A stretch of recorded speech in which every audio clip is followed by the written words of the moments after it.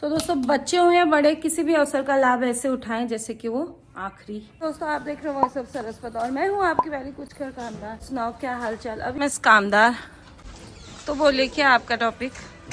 It's the beauty that spread around us which makes us love our life despite sufferings and troubles. हाँ तो बोलेंगी क्या उस पे। In our everyday life, we are faced with struggles, exams, expectations, uncertainties.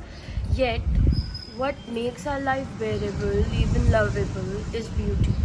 Beauty is not just what we see, but what we feel when we pause to notice.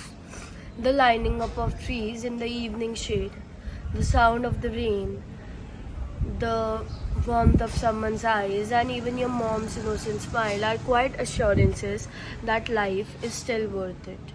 John Keats, in his poem A Thing of Beauty, says that beauty never fades into nothingness.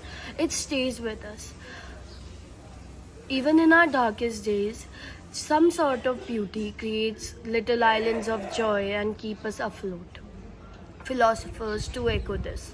Albert Camus, who wrote about the absurdity of life, suggests that even when life seems meaningless, there are few things to keep moving on: the sun, the sea, the laughter of another person. Dostoevsky, too, suggested that beauty can save the world, emphasizing that it has the power to heal our deepest wounds. So, when we ask ourselves, why do we love our life despite sufferings and troubles?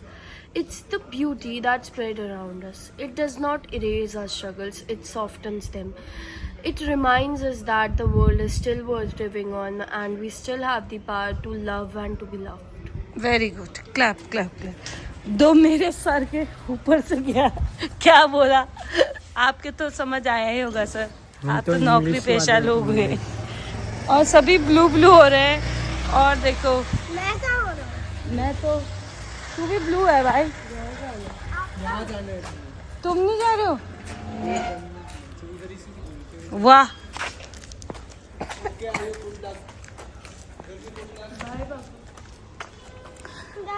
तो दोस्तों जो इसने बोला वो तो मेरे, इसके और उसके जो घर में सर से ऊपर से गया, और इसने जानबूझ के इतना कठिन बोला, पता है, जो मेरे को समझ ना आए।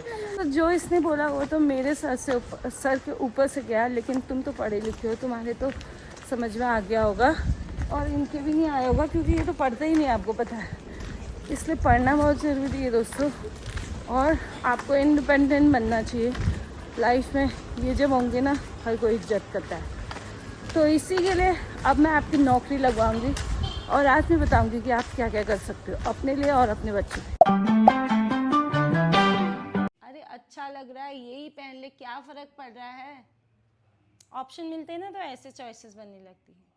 आजकल के बच्चों के पास इतने ऑप्शन हैं, इतने ऑप्शन हैं, क्या बताओ, ये नहीं वो, और जहाँ ऑप्शन होते हैं वहाँ चॉइसेस बनने लगती हैं। हमारे टाइम पे तो एक ही कपड़ा होता था, एक ही खाना बनता था और एक ही स्कूल होता था, वहीं जाना है। लेकिन अब तो गली गली मोहल्ले मोहल्ले में स्कूल ही हैं, कौन से स्कूल डालें। तो अगर आपके मन में भी ऐसा विचार है तो मैं आपको आज बता रही हूँ कि RMS यानी राष्ट्रीय मिलिट्री स्कूल्स जो हैं उनमें बच्चों के एडमिशन्स के नोटिफिकेशन आ गए हैं दोस्तों। 9 अक्टूबर इसकी लास्ट डेट है, 10 सितंबर से भरने स्टार्ट हो गए थे। बीच में मैंने आपको बोला था कि मैं आपको बताऊंगी, लेकिन मुझे पता ही है, काम ही काम ठहरा।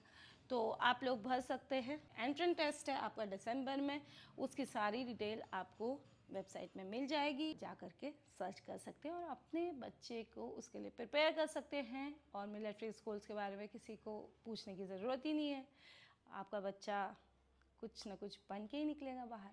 तो all the best to the children also, और पेरेंट्स लगे रहो, जुटे रहो। दोस्तों जो लोग मेरे वीडियो देखते हैं उनको पता होगा कि मैं टीचिंग करती थी और मुझे टीचिंग करना कितना पसंद है, वो भी छोटे बच्चों को, यानी प्राइमरी वाले बच्चों को।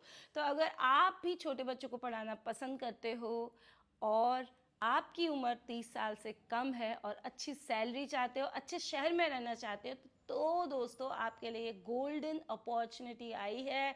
फटाफट से जाओ और फॉर्म फिल करो। DSSB की वैकेंसीज आई हैं 4 साल बाद। पीआरटी में 1000 कुछ एग्जैक्ट नंबर मुझे नहीं पता, इतनी वैकेंसी है। अपनी कैटेगरी के हिसाब से देख करके फॉर्म भर लो फटाफट से। 16 अक्टूबर से पहले फॉर्म भर लेना। 30 साल आपकी उम्र होनी चाहिए। आपका कोई भी डिप्लोमा कोर्स होना चाहिए, बीएड वाले अलाउड नहीं है।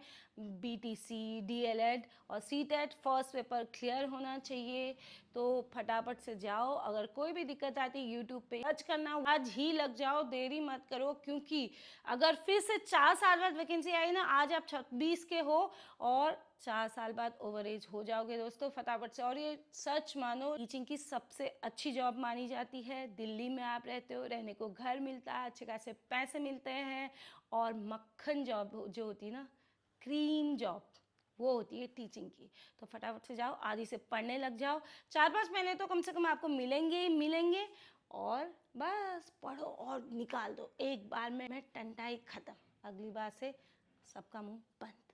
फटाफट से तैयारी करो बच्चों और लग जाओ। बाकी डिटेल के लिए यूट्यूब में सर्च कर लेना। आप तो टैलेंटेड हो यार, हम तो खिजमाने के ठहरे। ठीक है, तो ऑल द बेस्ट, जम के पढ़ो और आदि से लग जाओ। कोट फॉर द डे, ये है आज का कोट।